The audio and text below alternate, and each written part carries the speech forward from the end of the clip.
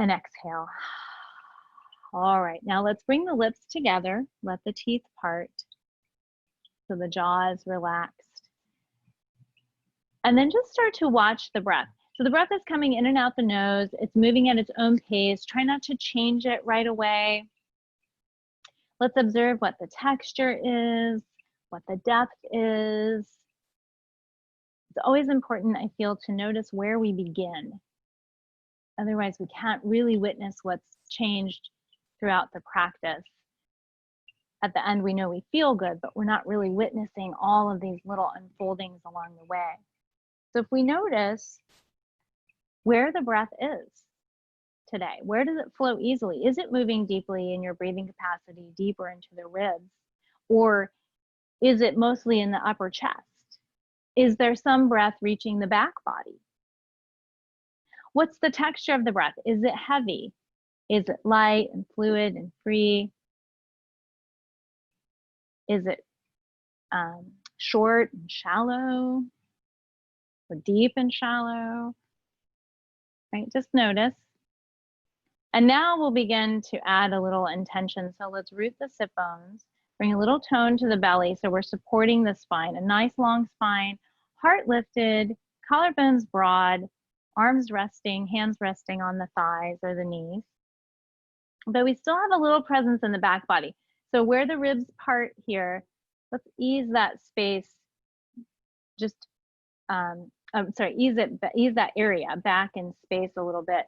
So we bring just a tiny bit of tone to these upper abs, but we don't want to be sucking the belly in, right? Because we want the breath. That's where the diaphragm moves down. We want the breath to be able to move in there, but we don't want to be overarched in the front body.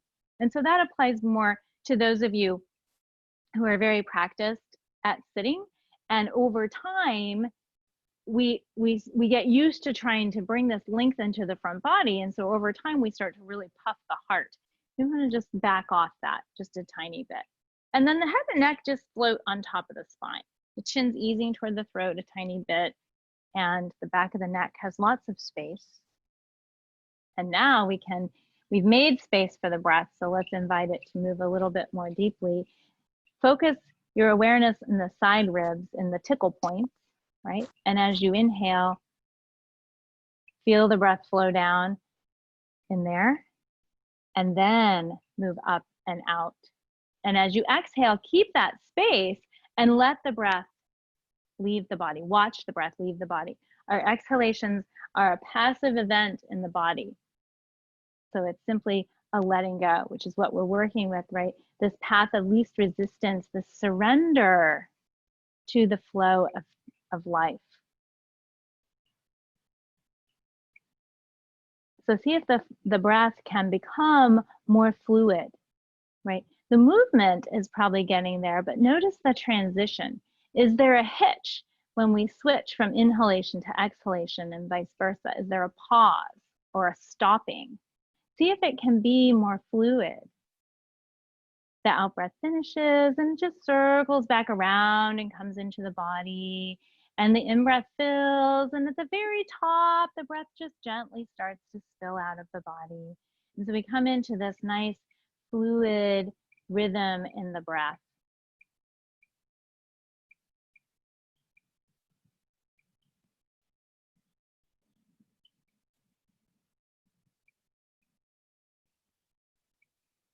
And now that we've established that presence and that collective intention for our practice, please bring your hands together in front of your heart and take a moment to set your own intention for your practice. Some way in which putting down our resistance, surrendering, being more fluid and flowing will serve you in some way off the mat.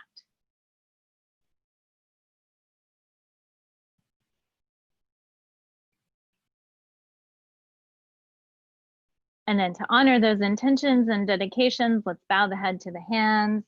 Give thanks for our time together today. And then you can release the hands with the gaze. Good morning, everybody.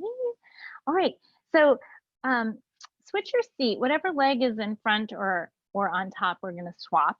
Okay, so I had my right leg, I think on the bottom. I don't remember now.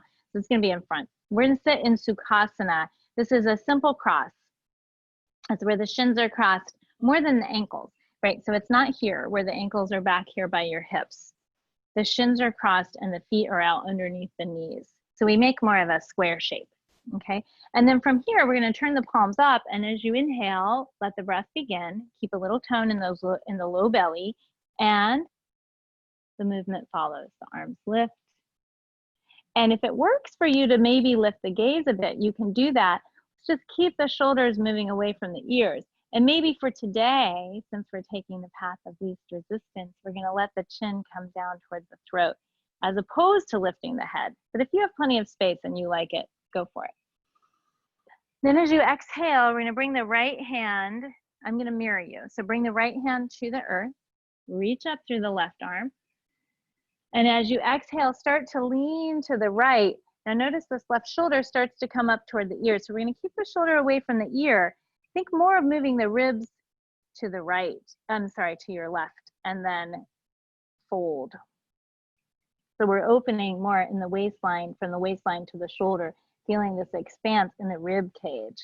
And so the arm just kind of becomes garnish, right? Because it's the core of the body that's holding the pose. Good. Keep breathing.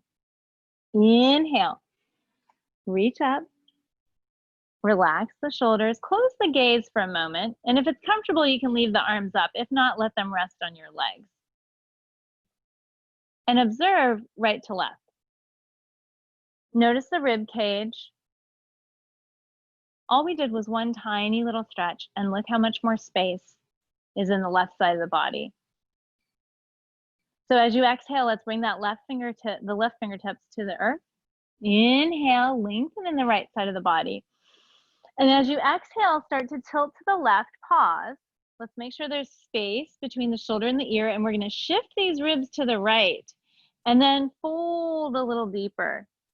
And now you're in the shape of the pose. All you do is breathe. Send some breath into those right ribs. Focus more on the ribs, less about folding and bending. Good. And then inhale, come up, reach up. As you exhale, we're going to twist, just a baby twist to the right. So the left hand's going to stay on the left knee. Right hand's going to come down next to you, slightly behind you. Lengthen through the spine. Broaden the collarbones, especially this back shoulder. Make sure the left shoulder is rolled open, and we're keeping this breadth in the collarbones. And you're going to slowly roll the gaze toward the right shoulder. That's it. Inhale, back to center, reach up. And as you exhale now, we're going to twist, little baby twist to the left. Just getting started here. So right hand on the right knee, lengthen, broaden, keep a little presence there. And then take the gaze now over to the left.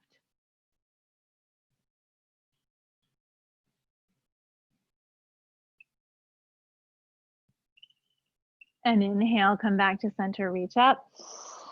As you exhale, close the gaze and let the arms float down toward the earth.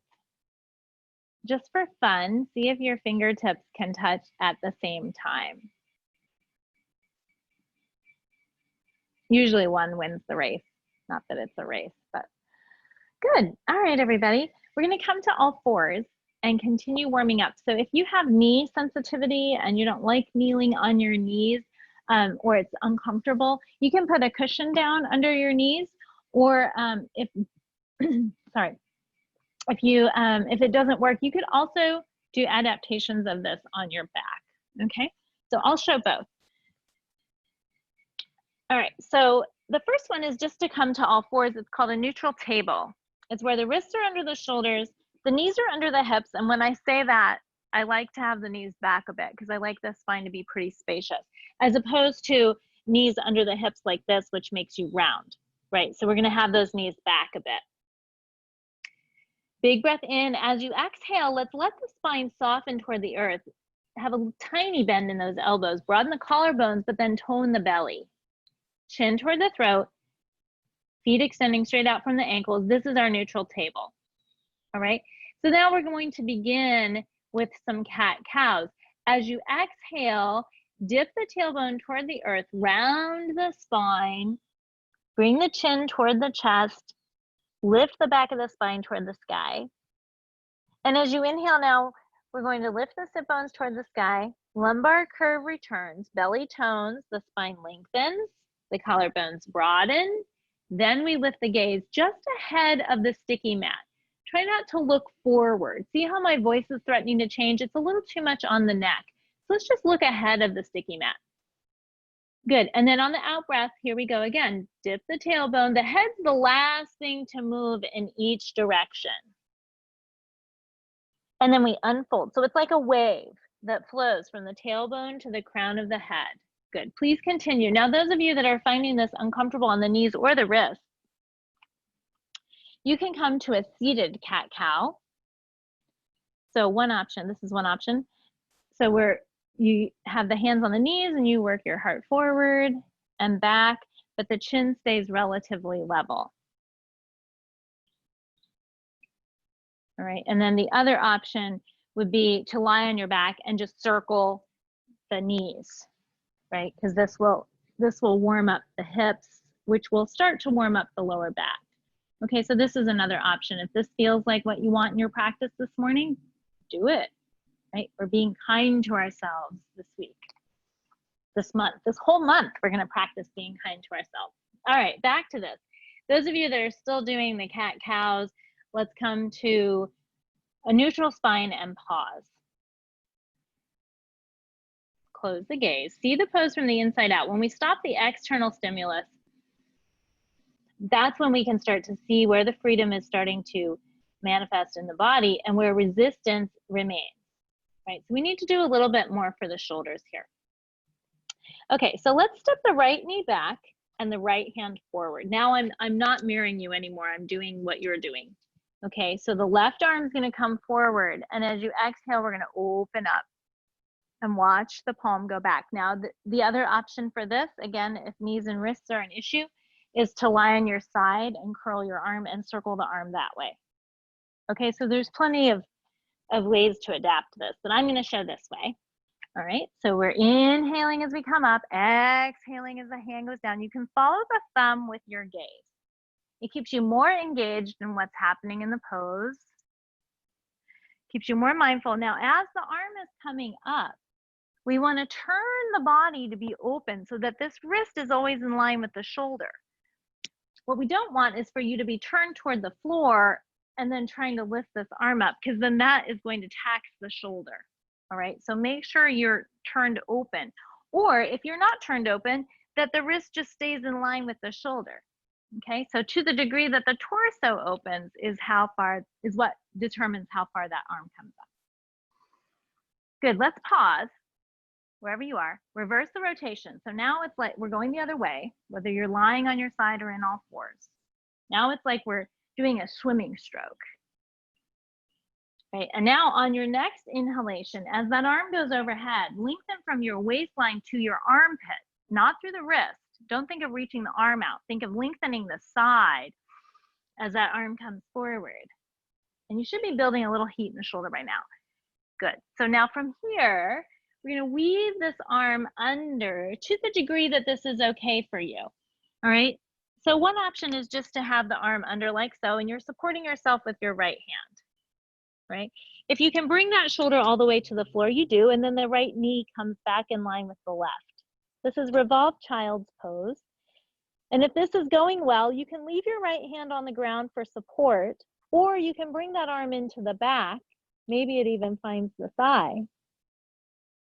All right, and if you happen to be on your back, all right, on your side, you've been laying down, then this arm's going to come into the back and you roll onto your back and you're still doing the same pose. It's a little different. You're opening the front, we're opening the back, but we're still opening the shoulder. Okay. All right, so here we are in our revolved child's pose or some other variation of a shoulder stretch. Knowing that whatever we're doing is helpful and healthful for the body. Moving, breathing, being mindful. Let's inhale, unwind with that right arm.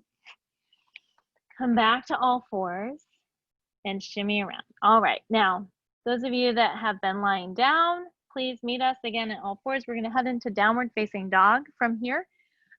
Just since you're at home and you have options for this, if downward dog is not, if this is not a comfortable position for you because of the wrists or any other reason, you can take some of the weight off. For instance, if you have a countertop or something at home, I'll show you this way.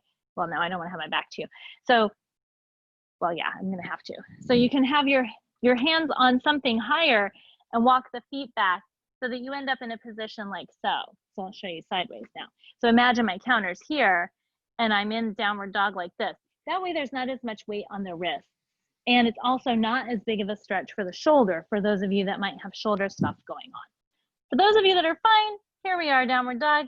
The knees are bent, the sit bones are lifting, and we're saying good morning to our downward dog, pedaling the feet, walking the dog. Now let's all bend the knees deeply, whether you're in a counter dog or a full downward dog, and we're going to reach the heart toward the knees, let the head hang. And now keep those sit bones lifting, keep the abs toned, ears between the biceps, shoulders engaged. So let those upper arm bones sink into the shoulder joint. And then you can start to straighten the legs, as long as when you straighten the legs, it doesn't pull down on the pelvis. You don't want to be in a shape like this. We want to have the sit bones lifting and the heart tilting back toward the knees. But again, just like in our seated posture, don't be overarched in the front body. Bring those floating ribs back. Spread the toes, and to the degree that the sit bones lift, the heels can soften toward the earth. They don't need to touch. Very good, everyone. Let's inhale to a plank pose, lower the knees. So here we are, big breath in. And as you exhale, we're going to bend in the elbows, lower forward, come all the way to the earth, and we're going to meet up in a Sphinx pose, which is usually pretty accessible for most people. So the forearms are parallel here, fingertips spread. Bring your front thighs onto your mat. So we tend to kind of be in a position with the legs sort of rolled out. So we want the bulk of the very front thighs to be resting right on the mat. Feet extending straight out from the ankles. Now here we get to practice. Chin toward the throat. The gaze is still down between the forearms. We start to feel the collarbones broaden and the heart open. Now notice in the back body, do we need to maybe tone the abs a bit to reduce pinching in the back? And how far does the gaze want to lift in front of you? Do we just shift the eyes forward of the hands? Maybe we start to lift the head, but only if there's space in the neck and it feels comfortable and we don't have pinching anywhere in the back. Let's be here for 2 more breaths. Close your gaze. Sphinx is a wonderful pose to practice releasing resistance. So in our yoga practice, it's always this balance of opposites, right? So we've created the outer form of the pose. We hold that with intention, with this gentle intention, not rigidity. Now breathe into the soft bits in the middle.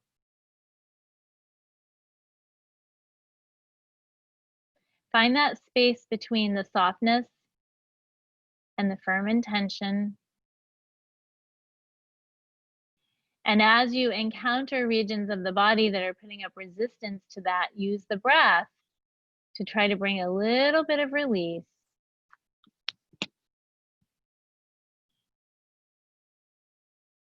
And then exhale, slowly lower down. And you can bring your arms to cactus arms and turn your gaze to one side. Just for a little rest. And then to stretch the quads a bit, we're going to fold both knees. You don't have to do anything. I want you to just gently spread your toes. You're just bending your knees. Just this alone is going to stretch your quads. All right, let's straighten the legs. And as you inhale, bring the gaze around the other direction. Rest the temple or the cheek.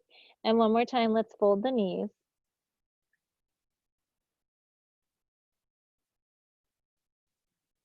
Gently spread the toes.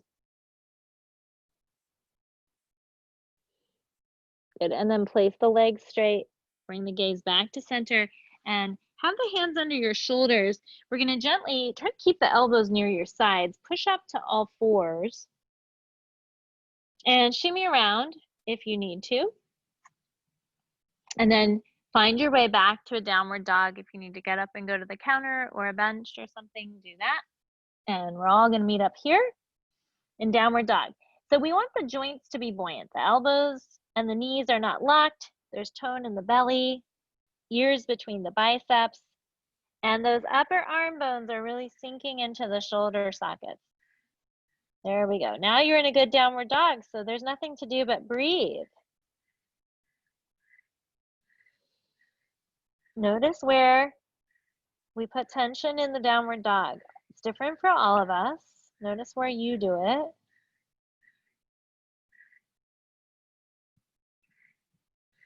And then as you inhale, walk your feet to your hands or the hands and feet together. You can bend the knees as much as you need to. If you need to have the knees bent to touch the ground, do it. If your legs are straight, you can touch, that's fine. You can also just touch the shins, right? This is perfectly acceptable. Try to spread the toes and keep the weight balanced between the toes and the heels. Don't lock your knees. Hollow out the pit of the abdomen, big breath in.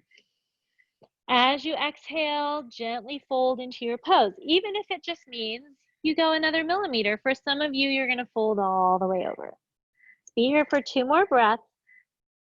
Be patient with the breath. All the way in, all the way out, and 1 more. And then on the inhalation that follows, we're gonna bend the knees out over the toes, sweep the arms out to the side, rise up, reach up. Urdhva Hastasana, upward hands. Inhale, look up if it works. And exhale, lower the arms. Nicely done, everybody. All right, let's step wide on the sticky mat. Okay, feet are parallel, even here, which means that it's easier in this position to notice the outer, the pinky toes, the baby toes, right? They're in line with the outer heels, okay? And I often have people comment that the outer ankles get sore in these wide leg positions. That's because we're often throwing the weight to the outer edges of the ankle. So you want your arches lifted. So try to lift and spread your toes. And at the same time, it's like you're trying to spread your feet apart, but they're not going to move. They're not going to actually move because they're stuck on your sticky mat and because we're trying to do an isometric action, right? So we bend the knees a little bit and imagine you're going to scrub your feet apart from each other, but we want to ground the big toe ball mounts and the inner heel. So the inner edges of the feet are kind of tensioning away from each other, right? And you're going to feel your leg muscles tone. That's what we want. Good job. And then from here, try to maintain that little presence in the abs. We're going to turn both sets of toes, I'm mirroring you again, to the right, okay? Bend this front knee. Make sure it's going to end up right over your ankle, or it can be behind the ankle. I just don't want to see it go past, okay? That's not what we want. So if you need to take a wider stance, move the back foot back. We want this back foot at an angle, so this knee can be in line with that. Otherwise, the knee kind of has to choose which direction it's going. So let's be kind. Bring those left toes around. Right, now add the arms. Try not to let your shoulders swallow your ears. So you want to bring the shoulders away from the ears, keep that presence in the abs, and now gently extend out through the fingertips to help you lengthen. Yes, like that. And as you exhale, think of sitting the tailbone down into that space. Warrior 2, Virabhadrasana 2, keep breathing. As you inhale, let the inhalations lengthen and lighten the spine. As you exhale, ground into the feet.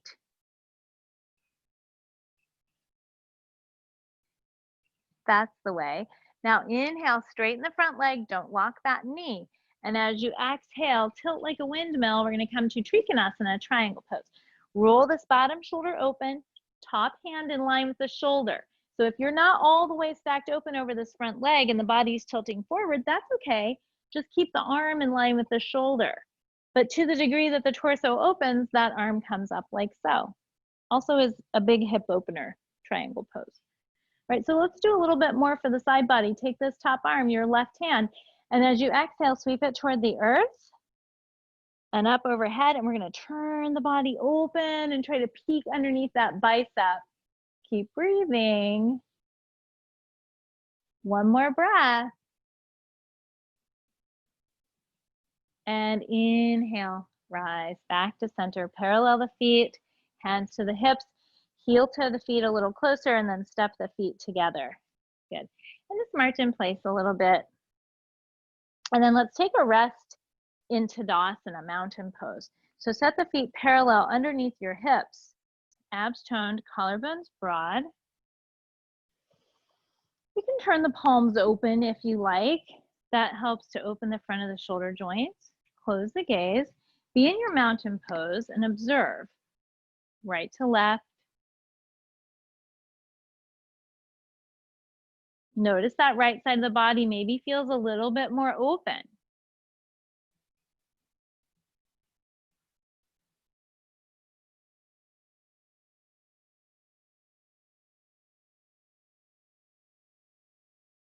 Notice the breath. The texture of the breath has changed. Very good. When you're ready, open the gaze. And we're going to step wide once again. Both sets of toes turning to your left now. Okay, make sure these back toes come along for the ride, right? So that legs all in a line. Do your chest dip, find that space for the front knee where it's really happy, where you feel solid and grounded in the pose. And we want to have a little energy in this back leg, right? So we tend to kind of drop right here, like the energy shears off in this back leg. We're going to make that thigh move a little bit to your right and think of dropping straight down in the pose. So that's why we go wider to go deeper in the pose. We don't bend more. Yeah, and try not to fold over this front leg. I didn't say that on the other side. All right, so once you're there, tone the belly, lift the heart, gently extend through the fingertips. We're not locking the elbows, right? We want to relax the shoulders, keep presence in the abs, and then from here, from this space in the side body, we're going to lift and extend out through the fingertips. But even the fingers are not hard, right? We're not hyperextending the fingers. It's a soft extension. Good. Now you're in the pose. All you do is breathe. We do the doing when we're setting the pose up. Once the pose is set up, there's nothing to do but be in it. And that's when we watch the breath. Keep breathing.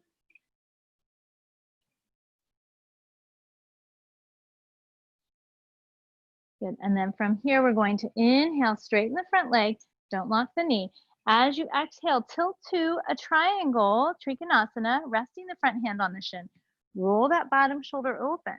And if it works to look up at the left hand, you can turn and look, I'm sorry, you're right. If it works to look up at the right hand, then do that.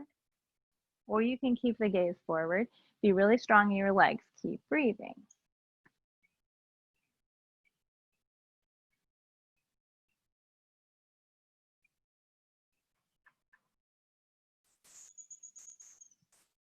That's the way. Now hug the legs together. The feet aren't going to move, but you're going to energetically hug the legs together as you inhale to lift. We parallel the feet. This time as you exhale, we're going to fold forward and come to a straight spine. I'm going to turn sideways so you can see the alignment from there. Okay, so you're in this wide leg forward bend, and we have the wrists out underneath the shoulders. So we're basically in a straight spine. It's a little tone in the belly. Collarbones are broad. And you're breathing, big breath in here. As you exhale, now you can stay here. If this is working for you, just ease the chin toward the throat a little bit. Let your gaze be between your hands. Unlock the knees, don't lose sight of the abs. Then close the gaze and breathe. If you want a little bit more, you can bend the elbows. And you can even walk the hands back to be in line with the toes. Let the gaze go between the knees. Check out those knees. And if you want even more, you can walk the hands through and go flat palmed and kind of pull yourself through, as long as that is accessible and sustainable for you in your practice. If this is pushing your edge, it's not keeping with our path of least resistance. So do the thing that's easiest for you to sustain right now. You can challenge yourself another day. Keep breathing. Another test is to see if you can be okay with doing less. Sometimes that's really hard work. Good. Inhale. Walk the hands out. Bend the knees a little bit. Tone the belly. Hands on the hips. Inhale. Rise up. And step the feet together. Good. March in place a little bit. Sometimes it helps to tuck the toes under just to stretch the feet a different way. It's a lot of standing. Okay. I trust you're all doing okay. So we're going to keep going. All right. Now, it would not be yoga in the gardens without a tree pose. So I often I always give people the option of standing near something. We have these pillars here under the gazebo that folks stand next to sometimes to help balance in tree pose. You're at home, so you can use a wall or a chair or your friend, whatever you want. Or you can just do tree pose. And if you'd prefer to stand on a natural substance for tree pose, then you can be on wood or something else. Sometimes it's a little tricky to balance on a sticky mat. But that's personal preference. Sometimes people like to be on the mat because they feel stuck to it. Okay, so you find a place where you can really feel grounded and safe to explore Vikshasana, a tree pose. Okay, just like a tree, right? That it finds its space in the earth, and that's either a supportive environment, a nurturing environment for that tree, or it's not. And we know it happens when it's not, right? So let's take time to find a good foundation for our roots. And when you do, again, I'm going to mirror you. So we're going to bring the weight onto the right leg. Tone the belly a bit, nice and tall. Options. Okay, so arms are out for balance. They're available for balance to start. One option is just to spin your left heel above your left ankle, or your right ankle, sorry. Your left heel is up and the toes are on the ground. Okay, so this is option one. You're still hugging in the right hip.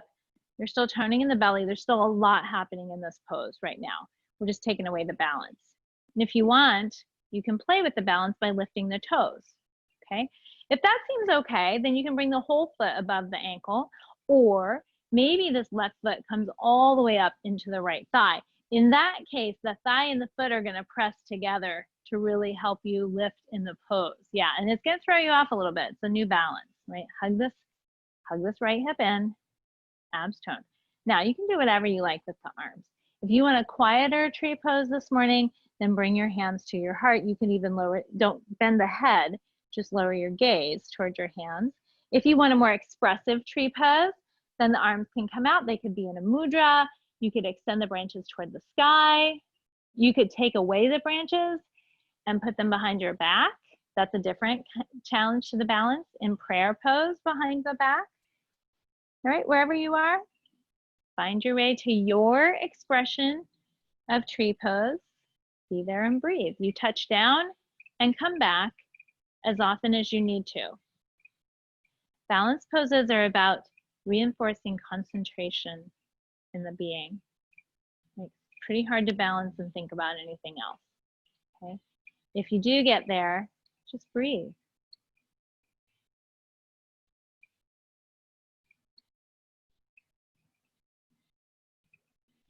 Stay with it. Give in to the movement. Surrender to the movement. Don't try to hold this pose rigid. Balance poses, the body's always making tiny adjustments for the balance. So we have to surrender and trust it. Don't try to manage it. One more breath. Take your time. All the way in, all the way out. And then with any amount of grace or control, we're going to release this left leg and bring it back to the earth. Release the arms, close the gaze, be in mountain pose for a few breaths. Tadasana. Notice that even though we were standing on the right leg, the right side of the body has managed to peel away. We've managed to peel away another layer of holding in the right leg. It may even feel a little longer. So let's balance it out. Open the gaze. Find a place to rest the gaze. That helps your balance, right? It's the gaze in Sanskrit is called the drishti. And so we want a soft drishti, right? We just want to let the eyes rest. It's not a hard stare, right? So rest. The eyes are resting. Almost like you're not even really seeing it, but they're resting in one place. And then as you find that, we bring the weight onto the left leg. Take your time. Let the left leg say, okay, yeah, I got this. I'm willing to take on the weight of the body. Then we spin the right heel above the ankle, right? And if that's all going well, keep hugging in with that left hip, right? We're going to bring the foot above the ankle or up into the thigh. Okay, it may be different on this side than it was on the first side. Maybe we've already balanced on your quote unquote good side, all right? Maybe not, maybe this side is easier. Whatever it is, be willing to do something different. Less is not necessarily bad. That's our whole practice this month. There you go. And then whatever you like with the arms, it can be different than what you did last time. Hugging in with this outer left hip, belly's toned, heart's lifted, chin's easing toward the throat, the gaze is resting on its focal point. And there's nothing to do now but breathe and balance. If you need to touch down and come back, you touch down and come back. Wherever you are, breathe. Those of you that find Vrikshasana pretty manageable and pretty easy, even though we're not really pushing the edge this morning, a really soft, quiet version of Vrikshasana is to bring the hands together in front of the heart. And don't dip your head, but lower your gaze to your hands. And then if you want to experiment with closing the gaze for your tree pose, you can do that. Now, as soon as you do that, you immediately become aware of how much movement is going on in the body to keep it balanced. So that can be a little distracting. So you have to kind of hold an internal focal point if you're playing with closing the gaze. But if that becomes too distracting and frustrating, don't do it. We have a different practice for that, right? Today is about being sweet to ourselves. One more breath.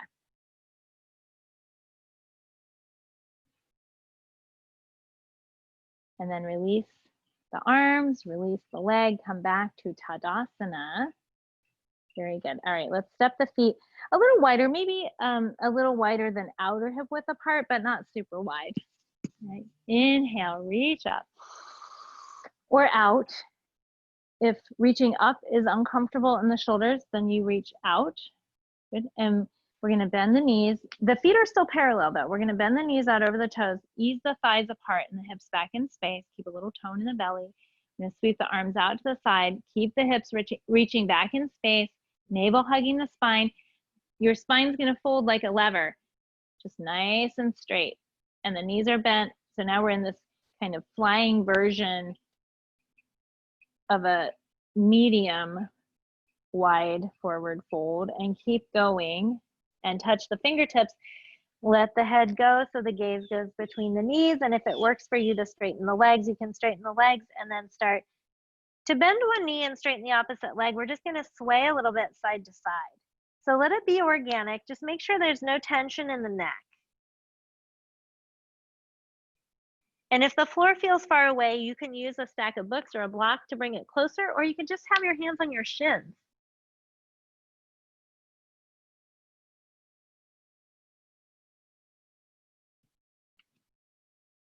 That's right, everybody. Now continue. So now let's bend the knees more if you need to. Touch down, and we're going to walk out to downward facing dog, or walk over to your counter if that's what you're doing. And we arrive one more time. Adho Mukha Svanasana, downward dog. Notice how it's changed.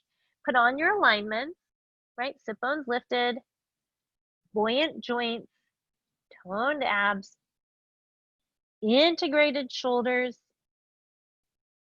soft neck. Right, we're going to move to a three-legged dog. This can also be done kneeling. So option one is just to sweep the right leg to three-legged dog. Those of you that would like a kinder version, you can put the left knee down and lift this. In either case, the right foot is flexed, the abs are toned. And as you exhale, lower down, place the foot or the knee back on the earth. And as you inhale, we're going to sweep the left leg to three-legged dog.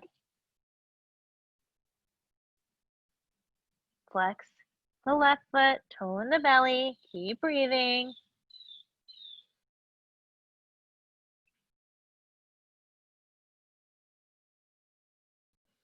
And exhale, touch down. Lovely practice, everybody. Inhale to plank. Kneeling or high plank, you do what's in your practice. Then we'll release the toes, bend the elbows. You can hover in a kneeling chaturanga or come all the way to the floor. And let's stack the palms and rest your forehead on your hands, or you can stack fists and rest your forehead on your fists. Bring the front thighs onto the earth.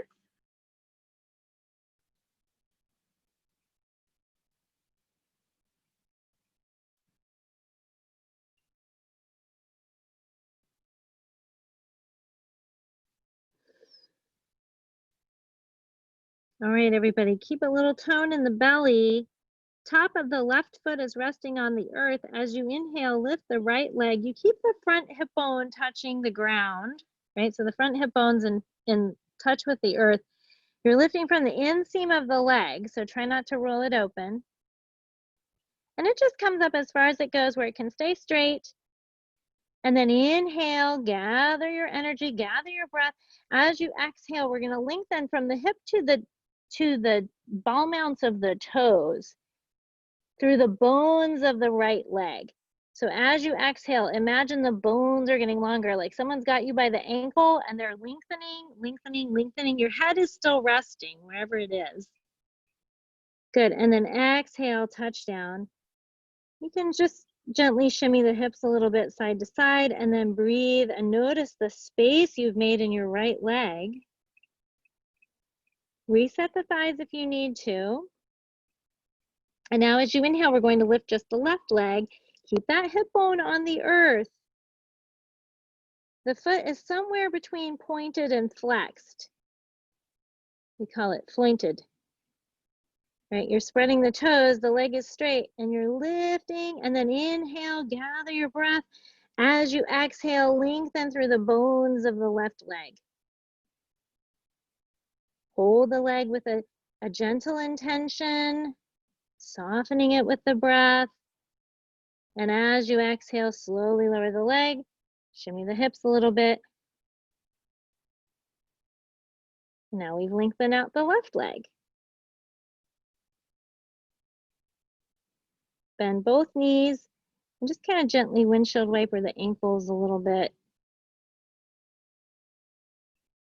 Good, and then from here, you can place your hands at your side ribs, feet back on the earth. Inhale, come up to all fours, and as you exhale, let's sit back and rest Balasana, child's pose, knees wide. The forehead rests on your mat or your stacked fists or a block perhaps. Arms are resting. The arms could also come next to the legs if you prefer that version. You can bring the knees a little closer and do that version.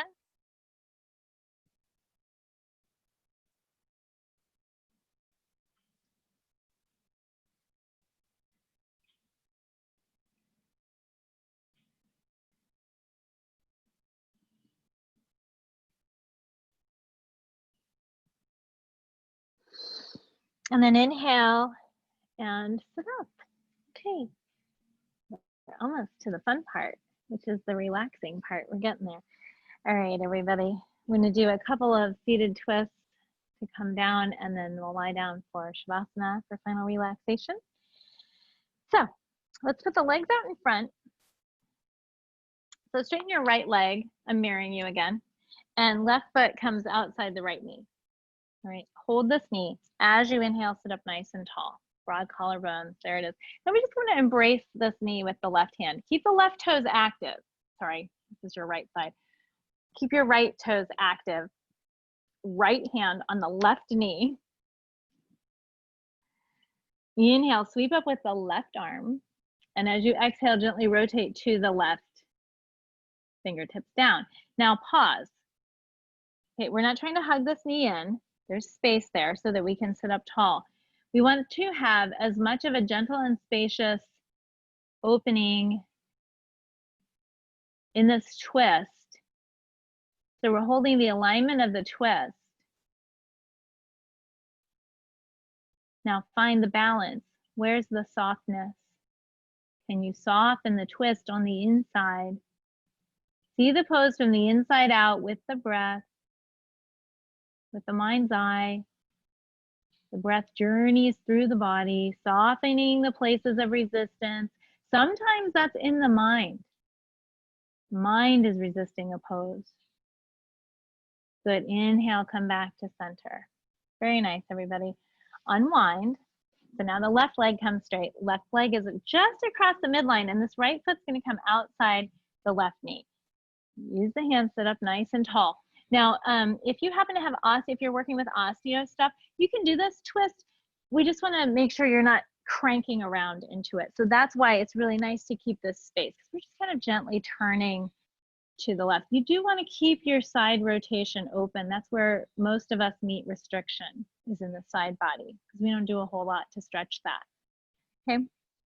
So keep this space. You're just holding this knee so that you have a little point of grounding so you can sit up tall. Big breath in. Now as you exhale, we gently start to rotate to the right. Gaze going over the right shoulder.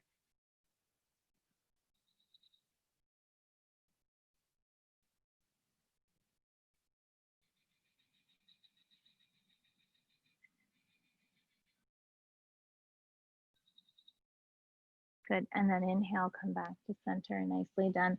All right, last bit. We're gonna bring the soles of the feet together for Baddha Konasana, bound angle. We want the feet to be sealed together. There's a little lift to the knees. We're gonna hold those knees, partly to encourage them to stay up, but also to give us some grounding for the hands. Then you're gonna sit up nice and tall, little tone in the belly, close the gaze, chin towards the throat. Baddha Konasana. We lift the knees so that the femurs, the big thigh bones, will sink down into the hips. Okay.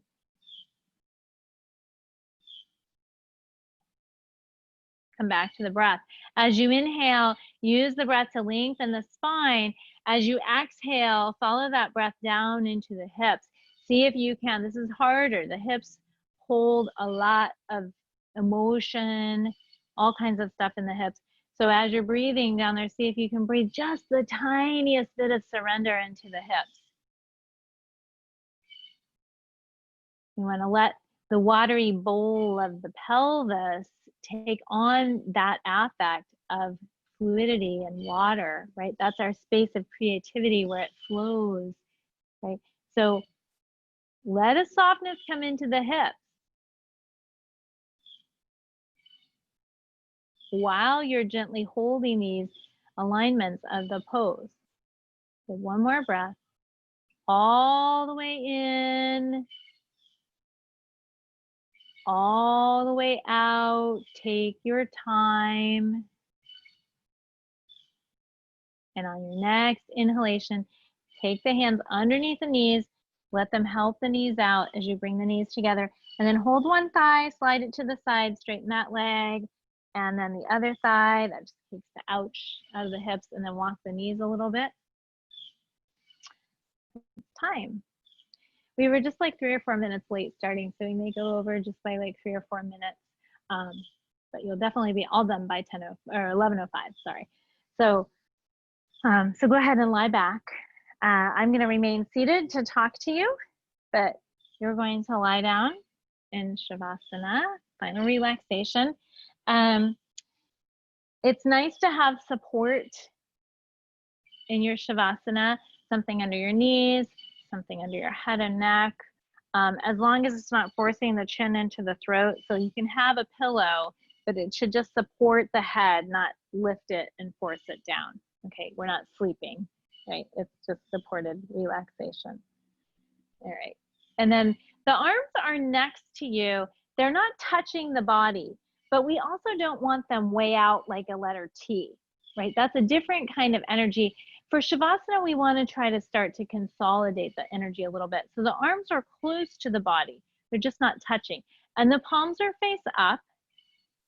for us to receive to help open the front of the shoulder joints. We let the arms rest. And if your wrists curl up and this feels like it's creating tension in your arms, have something to rest your arms on as well. Okay.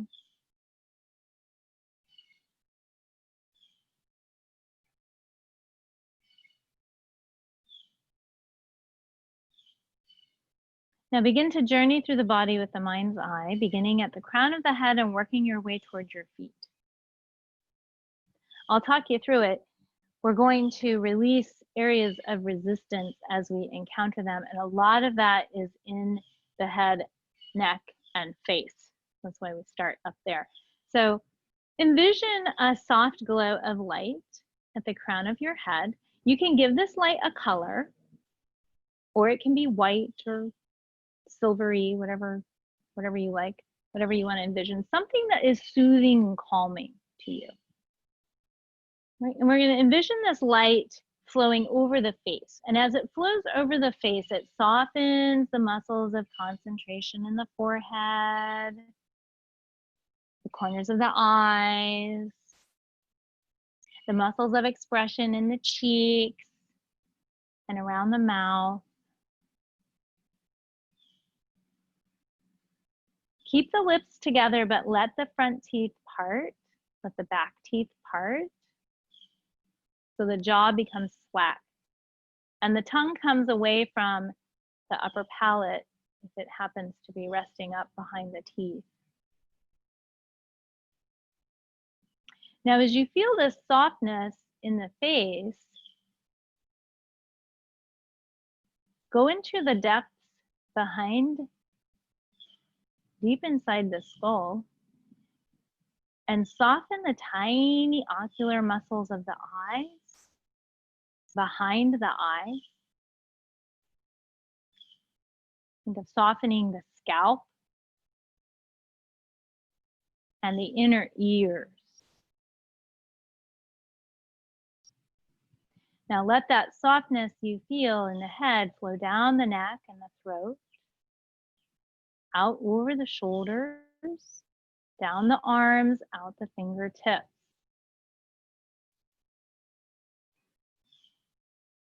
It flows down into the torso, softening the muscles around the rib cage and the diaphragm, flowing down into the bowl of the pelvis, engaging that water energy to flow down the legs and out the feet and toes. And then as you inhale, this softness comes back to you with the breath. This soft light coming in with prana, the breath, lighting up every cell in the body with this softness. And as you exhale, the exhalations carry away any remaining resistance in the body or the being.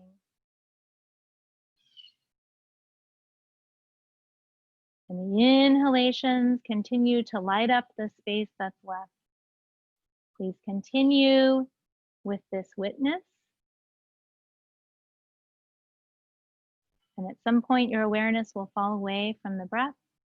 Its natural cadence will take over, and allow yourself to rest and restore.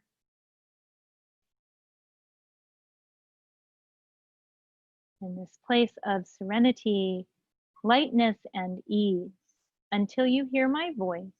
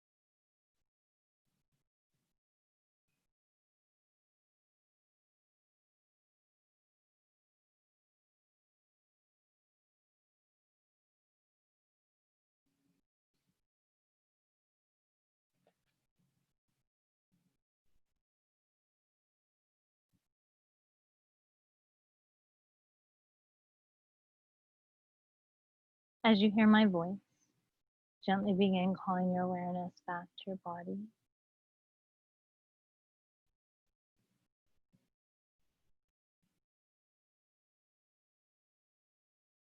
Watch the breath move in the body once again.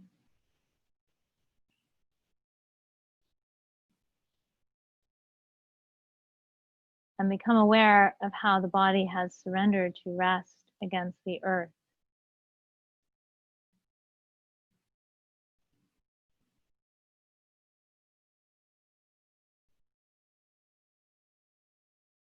Gently invite the breath to move more deeply inside you, and as it does, invite tiny movement in the toes and fingers to join the movement of the breath.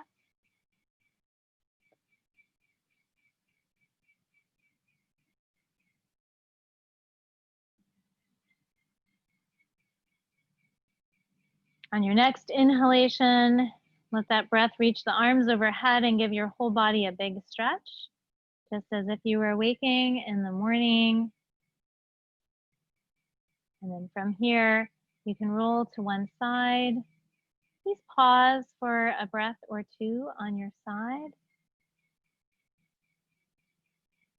And as you feel an urge from within, rather than a direction in your mind, consider keeping the gaze closed as you follow an in-breath to your favorite seat.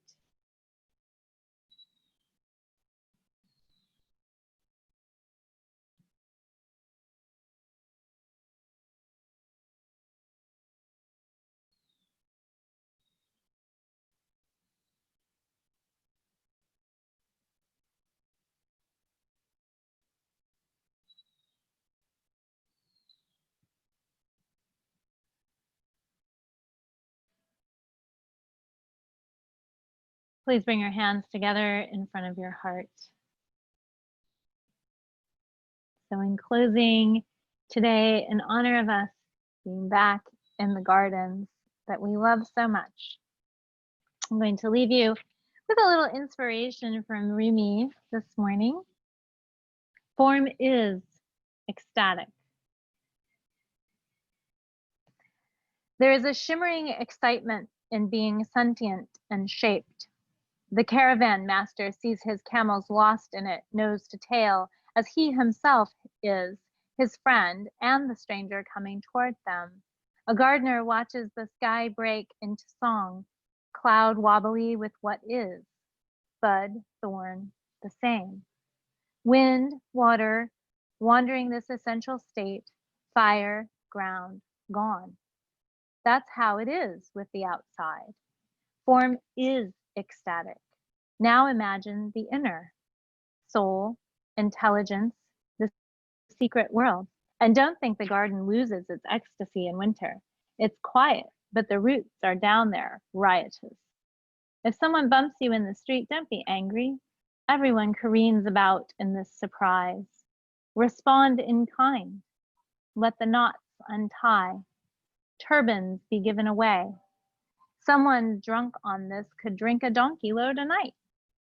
Believer, unbeliever, cynic, lover, all combine in the spirit form we are. But no one yet is awake like the sham.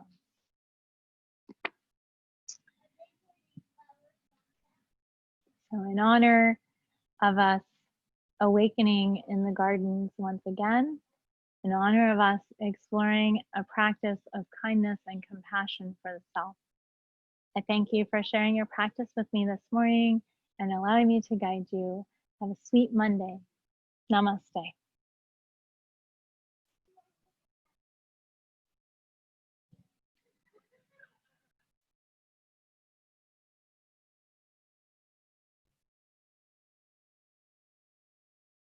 Thanks, everybody. And welcome to those of you who